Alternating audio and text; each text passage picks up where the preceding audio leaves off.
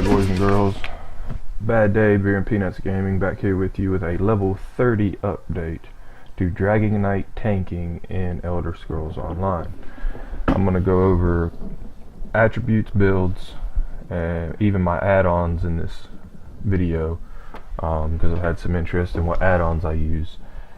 I'm going to talk about the two different builds I run. I run one build while I'm in dungeons tanking in a group, and I run another one while leveling. So just gonna go ahead and get into this. First thing I'm gonna look at, I'm level 30. I'm a Red Guard Dragon Knight, and excuse me, let's get into it. Run a 3-2-1 ratio for my attribute points, with 3 points into health, 2 points into stamina, and 1 point into magicka. This gives me the nice balance of survivability and being able to use my skills. I do the 15 points in health because you get 15 points for every point you put into health. If you get 15 added to your max health, the other two only give you 10 points. I believe it gives you more bang for your buck. I get plus, as a tank, I want as much HP or health as I can get, and you can see I'm level 30 running almost 1300 HP. That's pretty good. Stamina, I'm 1 point low on having my build balanced the way I want it balanced. That's okay, I can get that next level. I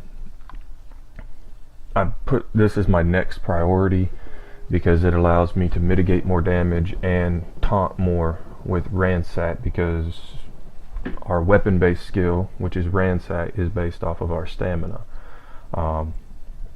Last thing you want to do is in a dungeon is have a bunch of mobs running after you and your healer, and you run out of stamina, so you can't ransack them and taunt them off your healer.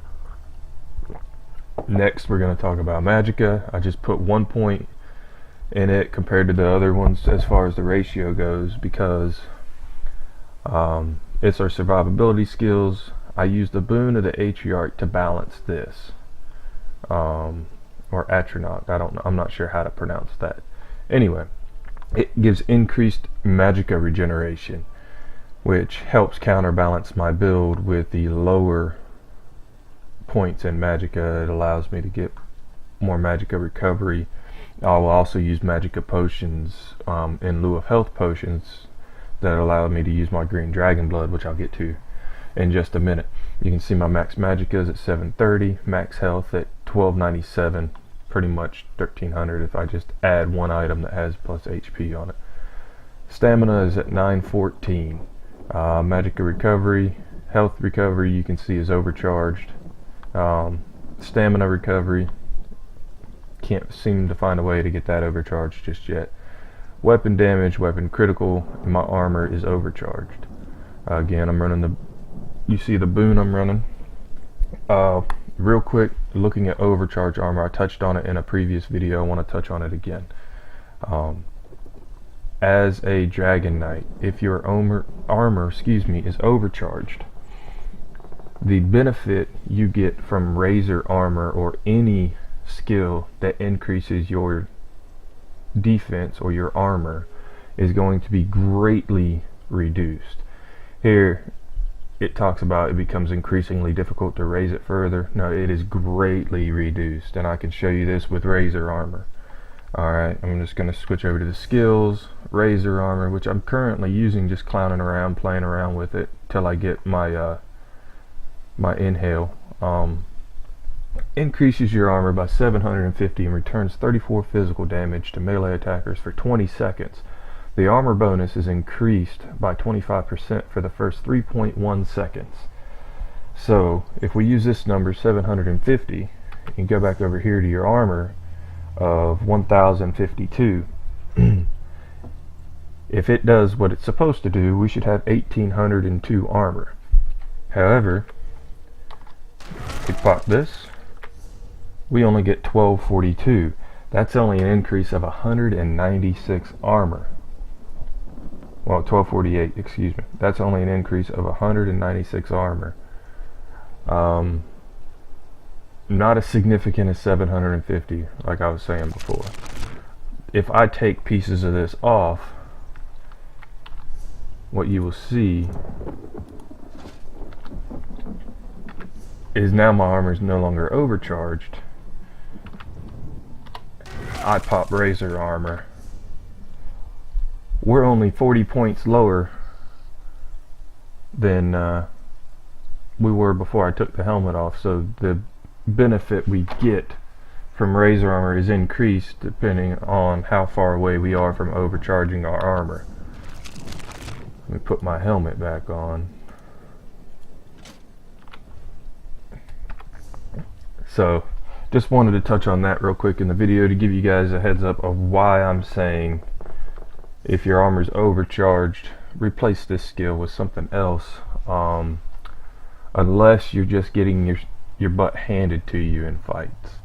Right now the only reason I'm running it is because I'm trying to get Draconic power up faster. The more skills from a particular tree you have on your active bar, the faster that that class levels. So I'm trying excuse me, I'm trying to rush to get inhale so I can morph that into draw essence, and it would fill this slot. That's the only reason I'm currently running Razor armor. I don't even use it, but I'm gonna run down switch skill lines here. A cool point, people are worried about points and where to put them, how to spend them, and they really want to hold on to their points. I'm level 30 right now. I'm going to show you all of my passives, all of my points that I've spent so far. And what you're going to see is I'm level 30, but I currently have 63 points that I've spent so far. So don't worry, don't go spend a whole bunch of money to respec right off the bat if you put a point somewhere that you didn't mean to, or you're not sure it's going to fit your build later.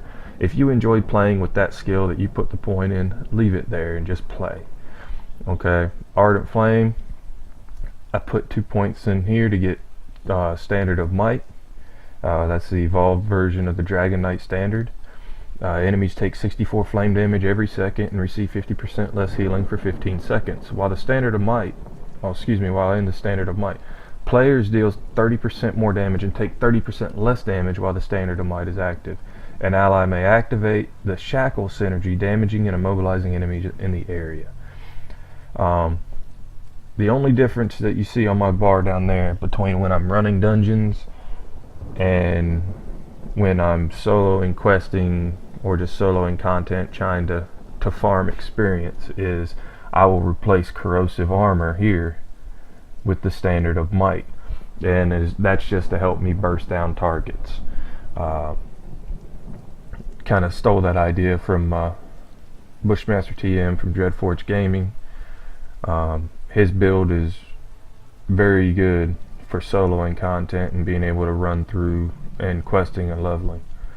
So I stole it from him, but I gave him a shout out, so he can't be so mad.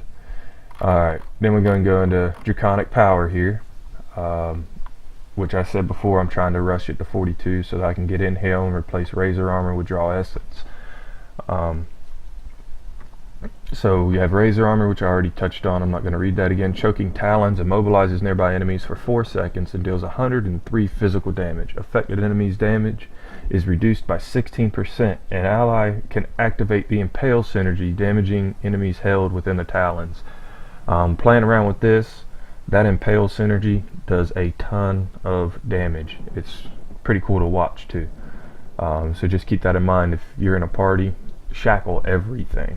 And then Green Dragon Blood heals for 33% of your missing health, increases health regeneration by 40%, and stamina regeneration by 29% for 20 seconds.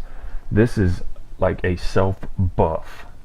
I'll pop it sometimes when I'm just low on stamina, just to get the stamina rejuvenation to where I can block and mitigate more damage. I love this skill. Like I said, I chose Green Dragon Blood over Coagulated Blood because I don't need the extra defense that's coming from Coagulated Blood because my armor is overcharged, so I get the full effectiveness of this skill where I would only get partial effectiveness from Coagulated Blood because my armor is overcharged.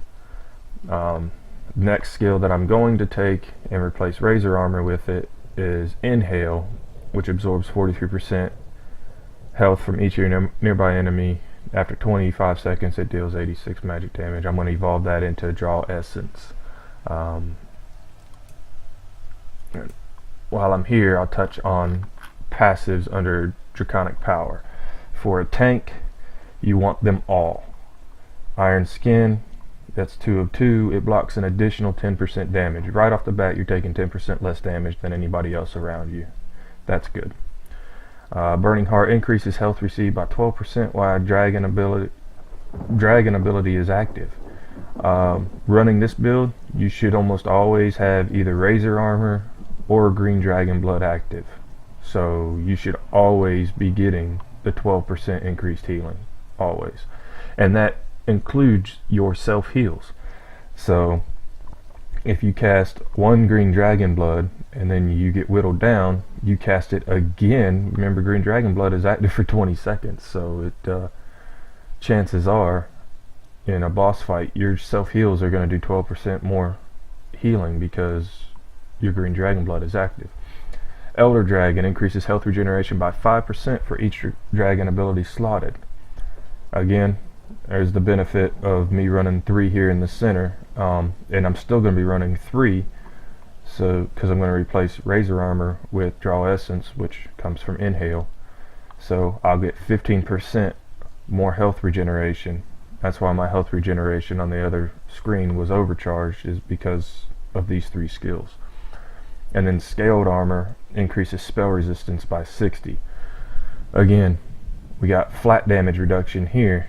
This will help limit our damage that we take from spells and skills, so we might as well max that out. I did not take any passives in Kindling because the only things that we have that do flame damage are our ultimates and extended chains. I may change that in the future. If I get extra points, then I'm gonna put them in here just to increase my damage, but I'm not spending them currently until I finish my build. Alright, weapons. The only one weapon slot that I have here is One Hand and Shield, and I have Ransack. Ransack deals 130 physical damage, reduces target armor by 42%, and increases the player's armor by 330 for 12 seconds. Taunts the target for 15 seconds. Again, this lasts for 20 seconds.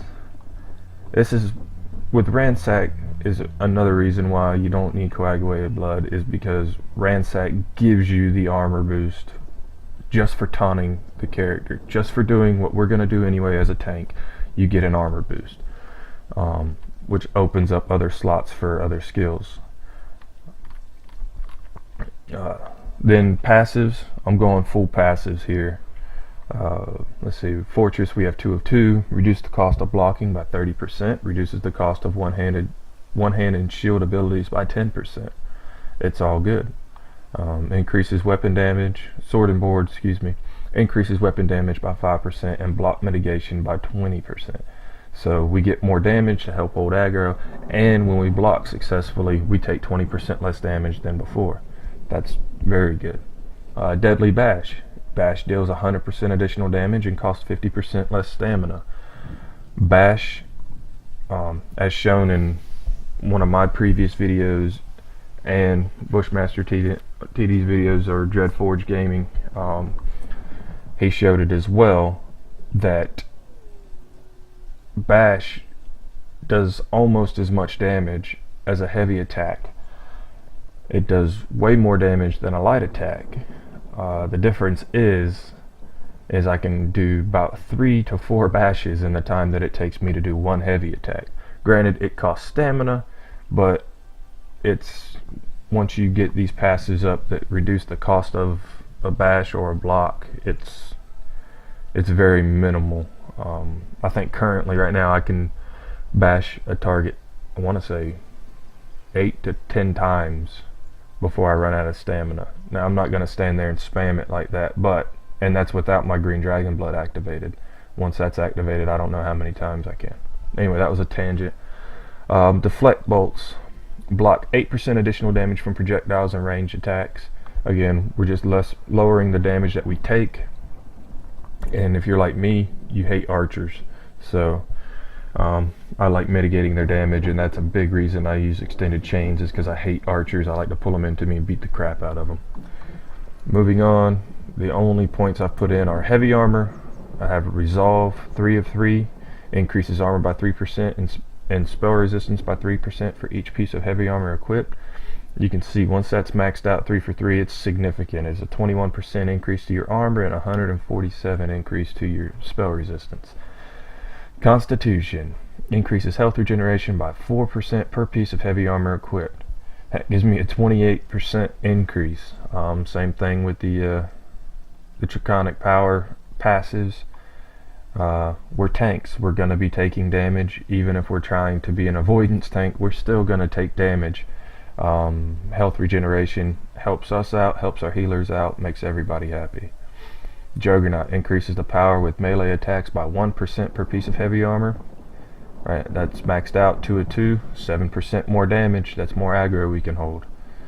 Bracing decreases the cost of blocking by 10% when a heavy armor set of 5 or more pieces is equipped. This is 1 of 1. When it goes 2 for 2, I believe it's at 20%. I believe, I could be wrong on that. I'm gonna max it out just because a big part of what I do as a tank is I block damage. If I can decrease the cost of doing that, I'm gonna decrease the cost of doing that. That way it frees up more of my stamina for ransacks and bashes. And then rapid mending increases healing received by 0.5% per piece of heavy armor equipped.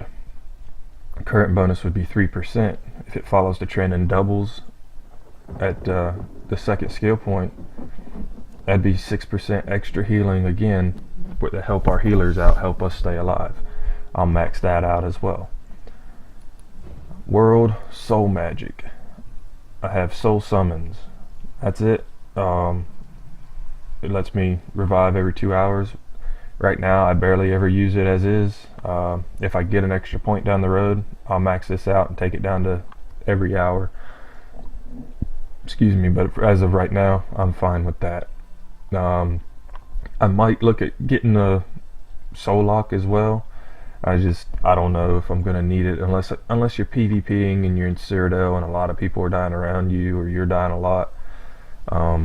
As far as PvE goes, maybe in the higher end content, I'm sure in the higher end content you die, especially with the complaints with the healing mechanics that we currently have in the game, which there's a hot fix coming out for in the next patch or within the next week or so. So that'll be handled, and healers will complain about that. Anyway, under Fighters Guild, I have Intimidating Presence, which allows you to intimidate certain NPCs, and I have Slayer, which increases weapon power by 3% and spell power by 3% when attacking undead or Daedric enemies. From what I've seen already in the game, a lot of the mobs are zombies or undead or something like that. And then you know that a lot of the bosses in the game are going to be Daedric. If nothing else, it helps me clear anchor drops faster. I like the increased damage. I'll max Slayer out. Banish the Wicked. I may see what happens later, but I will probably max this out just to help me build ultimate faster. Again, I said a lot of the boss mobs are undead or Daedric, so I only see this benefiting us being able to build up our ultimate faster. And then skill tracker, I'm gonna have to wait and see how many people in the game are going werewolf. If I decide that I'm gonna go PvP a lot, then I'm putting points into here to do the extra damage on the werewolf characters. And then bounty hunter, you might as well, when you get to in-game content, you might as well put you a point here, because you'll be able to carry out new quests and new bounties. Mages Guild, Persuasive Will, that's it. I'm not a magic user. All their passives are based around Mage Guild abilities, and I'm not going to be using any Mage Guild abilities. Undaunted, I haven't put any points there. I've thought about a few of them. Inner Fire is pretty cool, but It's just not going to happen. No points in Alliance War yet because I'm not focused on PvP. Racial, my red guard skills, I'm going to max all these out. I get increased experience just as a base for one hand and shield. Vigor, I get increased stamina recovery while in combat, 9%. That's 3 of 3, that's maxed out. Increased stamina, like I said, we want that. Increased max stamina by 7% with conditioning here. This is only 2 of 3, so it's going to go up one more time as soon as I reach level 40. And then Adrenaline Rush restores 9 stamina to player when damaging an enemy with a melee attack. This can only happen no more than once every 3 seconds. Just an extra way, you know, to build you 9 stamina every 3 seconds. Where I've dumped a few points is blacksmithing. You see metalworking is 3 of 9, keen eye 1 of 3. Finding ore is not that hard, so I haven't dumped more points into it. You pretty much walk along a cliff and you find ore. Miner hireling, I put points in here because they have a chance to send you rare materials, and they do. I've already gotten 1 for mining and 1 for woodworking, so they do send you some pretty good stuff, but it's mostly based on your level, and then all the extras are by luck, I believe. Metal extraction, metallurgy, I got this, that way I could research more than one thing at a time, and it decreases my research time. I'll definitely put as many points into this section as I can. And then woodworking, same thing. Carpentry is just like metallurgy on the other side. It allows me to research more and decreases my time it takes me to research. And then resin expertise lets me upgrade my items better. Same with temper expertise. It gives me a better shot of upgrading my items. The reason I chose those two is obviously if I'm out questing, leveling, and I out level my gear, I can just run to a town and make my own gear. So that we touched on pretty much everything I wanted to touch on this video. I wanted to get to the add-ons. Some people were asking me about the add-ons that I run. So here they are. You can see I'm running.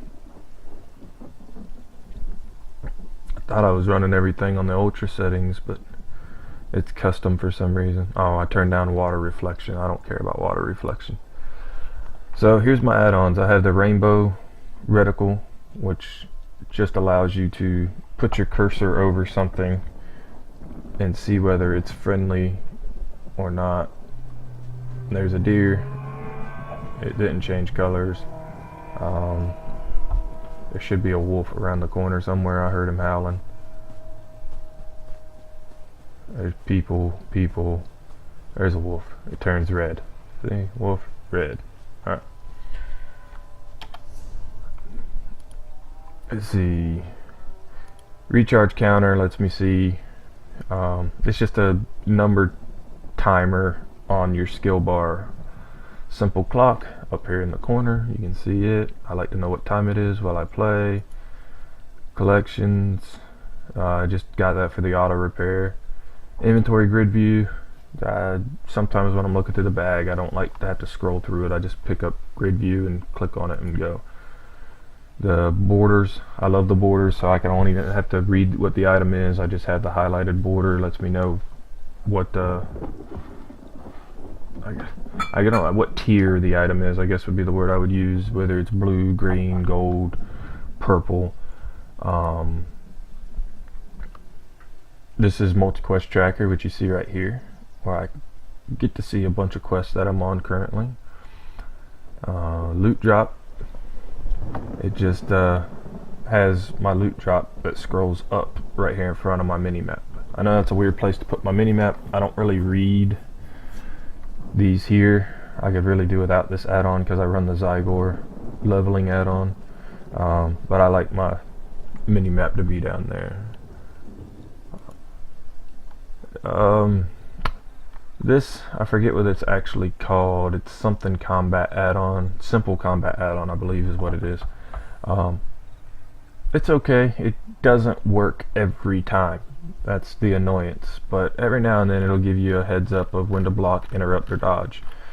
But it doesn't work every time, so don't rely on these words to pop up in front of you. As you know, I've had this the whole time. You guys have watched previous videos of mine, and I don't think you've ever seen the word block, offset, interrupt, or